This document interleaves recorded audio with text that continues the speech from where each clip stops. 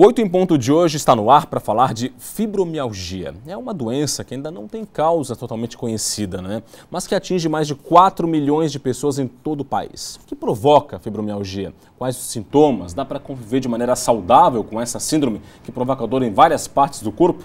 É sobre isso que a gente conversa agora com a doutora Sônia Cristina Fialho, que é PhD em reumatologia, a nossa convidada de hoje aqui no 8 em ponto.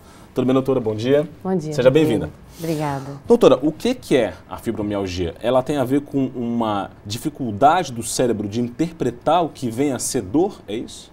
Exatamente, Rodrigo. Então, mais ou menos na década de 80 foi criada a classificação da doença em si.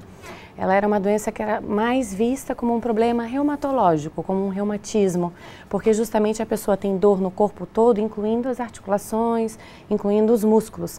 Mas hoje a gente sabe que, na realidade, essa dor espalhada pelo corpo, ela se deve a um problema no sistema nervoso central, um problema, na realidade, na metabolização, no processo de dor dos nervos. Bom, e é bom deixar claro, né, doutora, que não é qualquer dor que a pessoa tem que pode ser considerada fibromialgia. Ela tem que sentir dor por um período muito mais longo de tempo, é isso? Isso, Rodrigo. A síndrome da fibromialgia ela é uma síndrome bem definida. A dor ela acontece em todas as partes do corpo, acima e abaixo da cintura, do lado direito, do lado esquerdo do corpo, na parte de fora e na parte do meio do corpo mesmo. E normalmente ela tem uma duração bastante prolongada, usualmente para a gente poder classificar essa dor como sendo talvez associada a uma fibromialgia, ela tem que ter uma duração mínima de 3 meses aí. As causas, elas não são totalmente conhecidas ainda? As causas não são completamente definidas.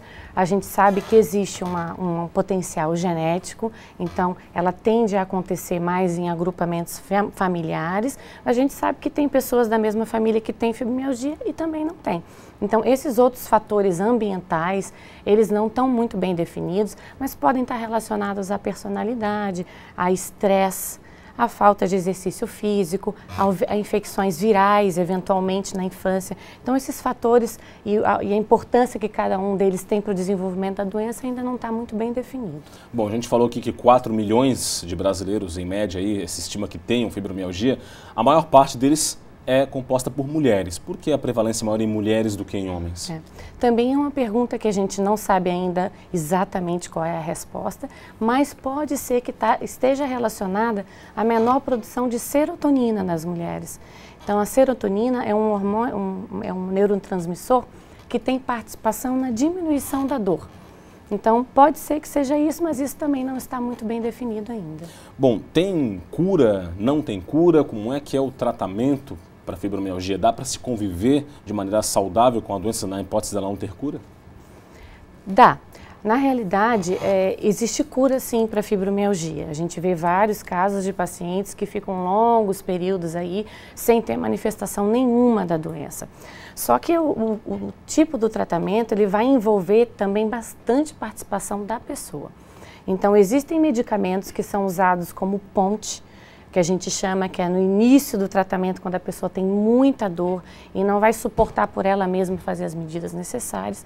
E tem a segunda parte do tratamento, que é principalmente baseada na terapia cognitivo-comportamental e na realização de atividade física, principalmente atividade física aeróbica. Bom, doutora, e a senhora falou então que é preciso que o paciente se envolva. Isso envolve uma mudança de comportamento também do paciente, da pessoa que tem fibromialgia, no seu dia a dia? Sem dúvida. Então, a pessoa que tem fibromialgia, para que ela não fique dependente dos medicamentos para o resto da vida, ela vai ter que estabelecer algumas mudanças no seu estilo de vida. Uma das mudanças, como eu disse, é a questão do controle do estresse, né? O controle da ansiedade. 50% das pessoas que têm fibromialgia tem algum distúrbio psiquiátrico associado, seja depressão, seja ansiedade. Então, esse controle desses sintomas é bastante importante e conta bastante com a colaboração do indivíduo. Além disso, tem a questão da atividade física, que às vezes é muito difícil a gente inserir na nossa rotina, no nosso dia a dia, mas ela é de fundamental importância para que a pessoa se livre dos medicamentos e possa viver uma vida normal, com um trabalho normal, com suas relações familiares e sociais completamente estabilizadas. Doutora Sônia, e o preconceito? É uma doença que ainda tem um estigma, que ainda carrega um preconceito. O paciente de fibromialgia sofre muitas vezes esse preconceito. Como é que ele se manifesta? Infelizmente, mesmo com algumas décadas de conhecimento dessa doença, pelo fato talvez de que a dor seja uma doença invisível, ela está agora até surgindo como um novo sinal vital, justamente para que as pessoas não deem menos importância a ela do que dão à febre, por exemplo, né? Infelizmente ainda tem bastante desconhecimento, bastante erro diagnóstico. A gente observa na clínica tanto um sobrediagnóstico, pessoas que são diagnosticadas demais com fibromialgia e na realidade não tem doença, porque na verdade ela é um mimetizador de várias outras doenças, né? E a gente vê o contrário também, pessoas que têm fibromialgia e que ficam sem o diagnóstico da doença. Doutora Sônia Cristina Fialho, PhD em reumatologia, muito obrigado pela participação, pelos esclarecimentos aqui sobre a importância de se identificar e tratar a fibromialgia. Muito obrigado. Eu que agradeço.